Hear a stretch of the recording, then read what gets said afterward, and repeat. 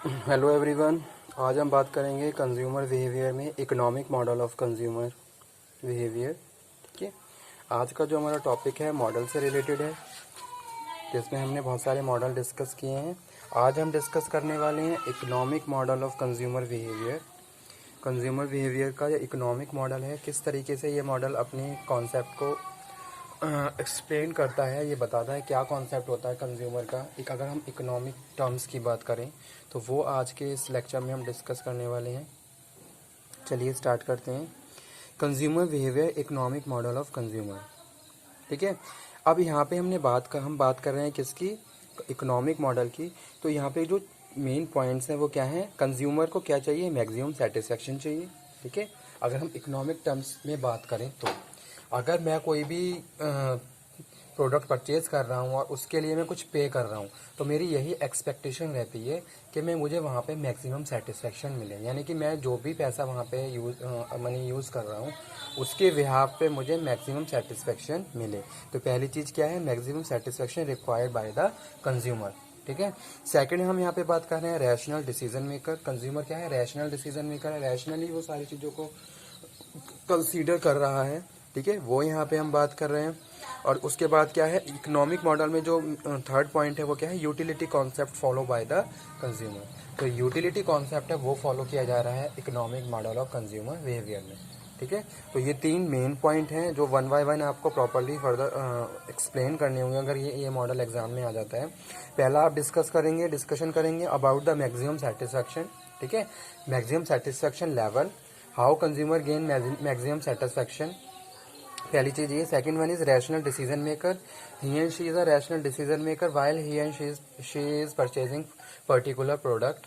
तो वो यहाँ पे हम डिस्कस करेंगे, प्रॉपरली एक्सप्लेन करेंगे। और last one is utility concept of economics. ठीक है, इकोनॉमिक्स का जो यूटिलिटी कॉन्सेप्ट है वो प्रॉपरली पहले हम डिस्कस करेंगे और उसको एक्सप्लेन करेंगे। ठीक है, तो यूटिलिटी कॉन्सेप्ट में हम बात करें कंज्यूमर की यूटिलाइजेशन। ठीक है, किस तरीके से यूटिलिटी इफेक्ट डालती है कंज्यूमर के ऊपर। अगर हम बात करें इकोनॉमिक टर्म्स में, ठीक है, इकोनॉमिक टर्म में बात कर रहे हैं तो यूटिलिटी का क्या कॉन्सेप्ट है, किस तरीके से कंज्यूमर यूटिलिटी के कॉन्सेप्ट को फॉलो करता है।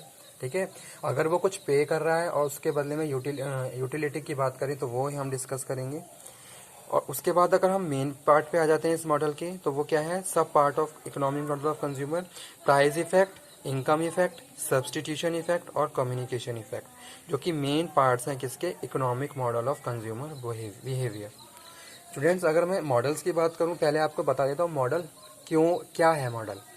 तो मॉडल मॉडल क्या है, model is a concept which is given by the particular, एक जो स्पेशलिस्ट है उसके द्वारा दिया जा रहा है, किसके लिए, फ्यूचर कोर्स ऑफ एक्शन के लिए। जैसे सपोज फ्यूचर में क्या अप्लाई करने वाले हैं हम, ठीक है, तो उसके लिए कोई नया मॉडल आया तो वो हम बात करते हैं मॉडल्स की। तो मॉडल क्या करते हैं, मॉडल हमें बताते हैं फ्यूचर कोर्स ऑफ एक्शन के बारे में, कि फ्यूचर में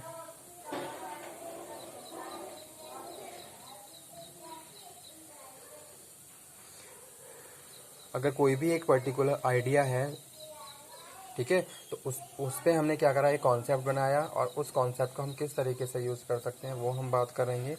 तो इसके सब पार्ट डिस्कस कर लेते हैं, सब part of economic model of consumer behaviour. First one is price effect. ठीक है, तो पहला जो पॉइंट है इकोनॉमिक मॉडल का वो है प्राइस इफेक्ट, यानी कि प्राइस क्या है, इफेक्ट डालता है कंज्यूमर के परचेजिंग पे। ठीक है, जैसे सपोज किसी भी प्रोडक्ट के प्राइस अगर बढ़ जाते हैं तो वहाँ पे हम अपनी यूटिलिटी को कम कर देते हैं। ठीक है, यानी कि यूटिलिटी है वहाँ पे कम हो जाती है। अगर किसी भी प्रोडक्ट के प्राइस डाउन हो जाते हैं तो हमारा जो कंजम्पशन है वो बढ़ जाता है। ठीक है, यानी कि हमारी जो क्वांटिटी है वो क्या है, हमारी इंक्रीज हो जाती है। लेकिन अगर हम बात करें इसके रिवर्स, अगर किसी भी प्रोडक्ट के प्राइस अप हो जाते हैं तो हमारा जो कंजम्पशन है वो डाउन हो जाता है। तो पहला पॉइंट यही है, प्राइस इफेक्ट।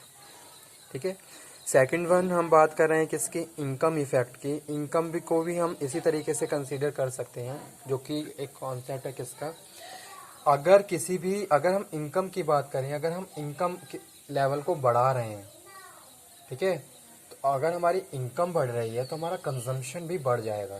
ठीक है, जैसे सपोज अभी हमारी कोई नीड है उसको हम सेटिस्फाई कर रहे हैं, अब जैसे जैसे हमारी इनकम बढ़ती है वैसे वैसे क्या है, हमारी वांट और डिज़ायर भी क्रिएट होती हैं। ठीक है, अब हमारी इनकम बढ़ रही है तो हम अपनी नीड को तो सेटिस्फाई कर रहे हैं, फिर हमारे अंदर एक ये फैक्टर आ जाता है कि हाँ, अपनी जो हमारी वांट है, जो हमारी डिज़ायर है, उसको भी हम सेटिस्फाई करें।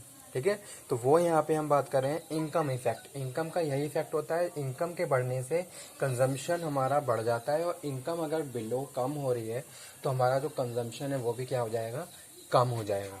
तो वो इकोनॉमिक मॉडल ऑफ सीबी में बताया गया कि प्राइस का इफेक्ट और सेकंड वन इनकम का इफेक्ट। उसके बाद जो हम थर्ड वन बात कर रहे हैं वो है सब्सटीट्यूशन इफेक्ट। ठीक है, यहाँ पे हम बात कर रहे हैं substitute price increase my quantity increase.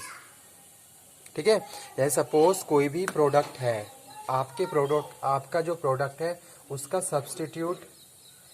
Substitute अगर उसके प्राइस बढ़ गए, ठीक है, आपका जो प्रोडक्ट है उसका जो सब्सटीट्यूट है उसके प्राइस बढ़ जाते हैं, तो आपकी जो क्या है क्वांटिटी है प्रोडक्ट की वो आपकी बढ़ जाएगी। ठीक है, लेकिन अगर आपके सब्सटीट्यूट के प्राइस डाउन है, ठीक है, तो फिर क्या है, डाउन है तो उसमें एक चांस ये रहता है कि आप प्रोडक्ट को स्विच करके कर सकते हो। ठीक है, जैसे सपोज आपके सब्सटीट्यूट के प्राइस तो डाउन हो गए, आपका जो भी प्रोडक्ट है उसका जो भी सब्सटीट्यूट है उसके प्राइस डाउन हो गए, और आपका जो प्रोडक्ट है उसके प्राइस अभी क्या है, स्टेबल है, तो उस केस में क्या होता है, कंज्यूमर सब्सटीट्यूट को वहाँ पे यूज़ करना शुरू कर सकता है। तो वो यहाँ पे बताया गया। ठीक है, जैसे एग्जांपल यहाँ पे बेस्ट हम कोट कर सकते हैं टी और कॉफ़ी का ही, जो हम हमेशा से पढ़ते आ रहे हैं इकोनॉमिक में। उसके बाद हम बात कर रहे हैं किसकी, कम्युनिकेशन इफेक्ट की। कम्युनिकेशन में हम बात कर रहे हैं जितना हम स्ट्रांगली एडवर्टाइजिंग की बात करेंगे उतना ही ज़्यादा इफेक्ट पड़ता है किस पे, कंज्यूमर पे। ठीक है, कंज्यूमर का जो कंजम्पशन है, जो भी उसका जो परचेजिंग पैटर्न है, जो भी डिसीजन मेकिंग है अबाउट द परचेजिंग, तो वो उन सारी चीज़ों पे कम्युनिकेशन का ज़्यादा इफेक्ट पड़ता है। कम्युनिकेशन के जरिए आप इजीली कंज्यूमर को परसुएट कर सकते हो, डिमांड इंक्रीज कर सकते हो, अपनी सेल्स को बढ़ा सकते हो। तो वो यहाँ पे बताया गया है कि इसमें कम्युनिकेशन इफेक्ट में जितना स्ट्रांगली फर्म कम्युनिकेशन रखती हैं अपने कंज्यूमर के साथ, उतना ईजिली कम्युनिकेशन को वो, यानी कि जो भी अपनी कंज्यूमर है उनको फैसिलिटेट कर सकती हैं, उनको उनके इंटरेस्ट के हिसाब से सारी चीज़ें प्रोवाइड करवा सकती हैं। ठीक है, जैसे सपोज कंज्यूमर का प्रॉपर्ली इंटरेक्शन है किसी भी ऑर्गेनाइजेशन, किसी भी फर्म का, तो अब कंज्यूमर की क्या नीड वांट डिज़ायर है, ये सारी चीज़ें आपको प्रॉपर्ली पता होंगी, और उसी हिसाब से क्या है प्रोडक्ट को मार्केट में लेके आते हो। ठीक है, सेकंड, अगर हम एडवर्टीजमेंट की बात करें, एडवर्टीजमेंट भी बहुत इंपॉर्टेंट रोल प्ले करती हैं, कंज्यूमर को इन्फ्लुएंस करती हैं। ठीक है, और जो भी एक कम्युनिकेशन है, जो भी सपोज बात करें हम CRM, कस्टमर रिलेशनशिप मैनेजमेंट, तो उसका भी एक इम्पॉर्टेंट रोल प्ले होता है किसमें, कंज्यूमर डिसीजन परचेजिंग और डिसीजन मेकिंग फैक्टर्स में।